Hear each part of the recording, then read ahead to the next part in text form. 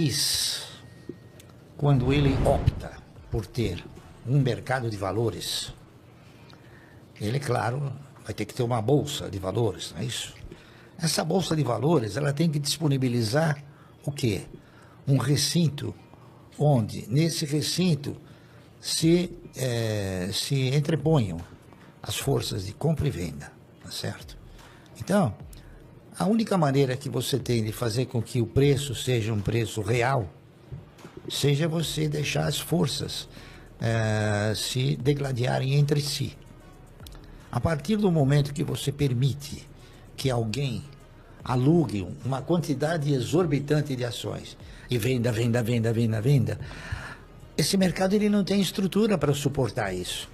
Então ele acaba sendo o quê? Ele acaba sendo uma pressão desordenada que gera o quê? Que gera um preço fora de condições normais.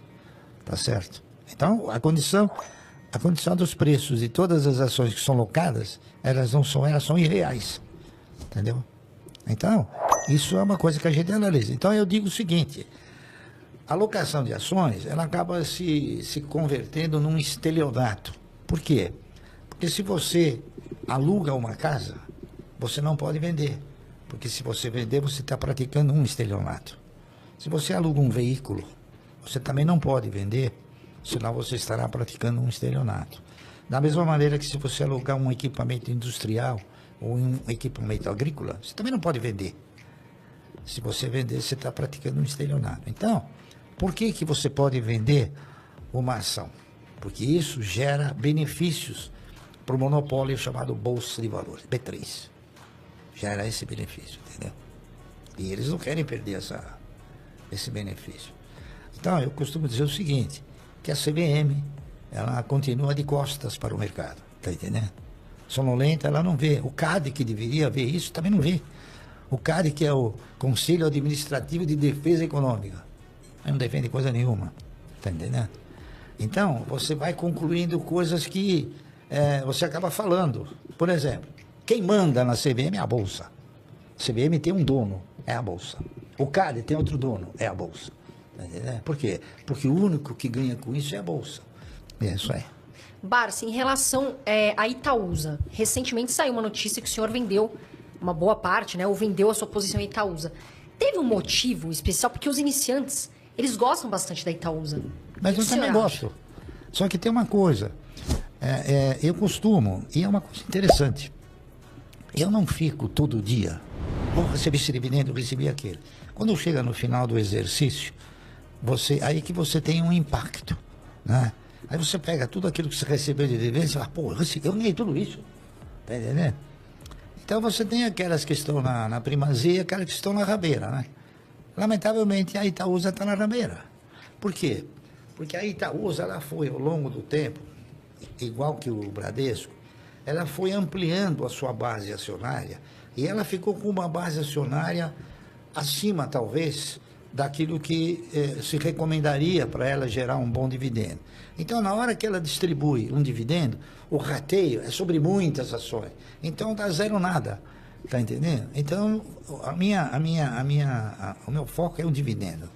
Então, eu vi, por exemplo, teve ações que pagaram um dividendo X, ela pagou uma insignificância.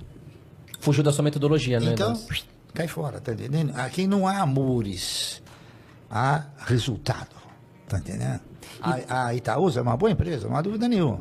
Mas eu troquei por outra que me paga mais dividendo. E agora, Barsi, a Itaúsa, inclusive, vem mudando ali o foco, né? Pelo que a gente estuda de Itaúsa, o CEO está querendo aumentar o portfólio, não ser tão dependente do Itaú. Você acha que esse é um bom caminho para a Itaúsa? Adquirir novas empresas para aumentar a holding? Olha, seria uma ótima trajetória se todos os demais projetos rendessem o que rende o Itaú. Mas não rende. Tá entendendo? Eles compraram recentemente Alpargatas, eles têm algumas outras aplicações. Eles andaram comprando, por exemplo, não foi a Itaúsa através dos seus braços, né? Há pouco tempo atrás, eles queriam entrar no chuveiro. Então eles compraram uma empresa chamada Thermo Systems, que nós achamos que aquilo era um lixo, tá entendendo? E eles compraram. Quer dizer, Então, eles investem em setores, a minha concepção, que não geram, pelo menos, o mesmo resultado que gera o Itaú. Seria ótimo se eles entrassem em atividades que gerassem mais. Mas eu tenho visto que não. Então, você tem que olhar para frente, tem que olhar para o futuro, né? Aí você vai, bom, eles compraram isso. Isso aqui, durante 50 anos, foi um mau negócio, né? Será que agora vai ser um bom negócio? Barsi, quais são 3 empresas que o senhor não tira da carteira? Desde que o senhor começou a investir, o senhor pretende ficar com elas até o final? Bom, todas as minhas empresas eu não tiro da carteira enquanto ela não chega na situação que chegou a Itaúsa. Tem 3 que o senhor fala, não, essas aqui são minhas, vamos supor, as minhas favoritas, né? Que eu não. Não é que eu não questão vou de tirar. serem favoritas, é que são empresas que geram um resultado excelente. Então, por exemplo, a Klabin é uma delas, não é isso? Você tem ideia de quantos anos tem a Klabin? Muitos anos, né? Mas dá um chute. Deve ser 100 anos, 90. Mais, 130 anos. 130. Nossa, eu não imaginava, eu ia falar Ela uns é mais 70. velha do que muitas ações estatais, Petrobras, né? Tá entendendo? E é uma empresa que se mantém diante de uma estrutura extremamente bem configurada, entende?